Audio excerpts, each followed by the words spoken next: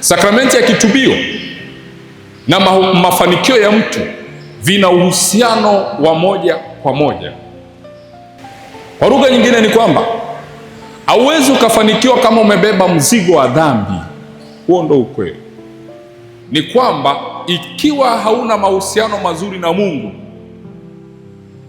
hautakuwa na mahusiano mazuri na maisha yako, hautakuwa na mahusiano mazuri na watu wanaokuzunguka, hautakuwa na mahusiano mazuri na viumbe vinavyokuzunguka, hautakuwa na mahusiano mazuri na kanisa.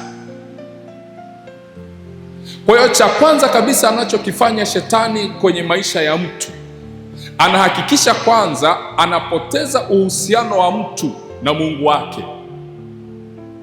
Akishaupoteza ule uhusiano wa Mungu na huyo mhusika, ana uwezo sasa wa kumkandamiza namna anavyotaka. Ni mbinu aliyoitumia pale kwenye bustani ya Edeni. Alijua kabisa kwamba huyu Adamu na Eva, njia pekee ya kuweza kupata maisha yao ni kuhakikisha kwanza ninafanya ninavyoweza kufanya, ninapoteza mahusiano yao na Mungu wao. Kwa hiyo akatafuta lile eneo au ile engo ambayo akigusa tu mwanadamu hatakuwa na mahusiano mazuri na Mungu wake.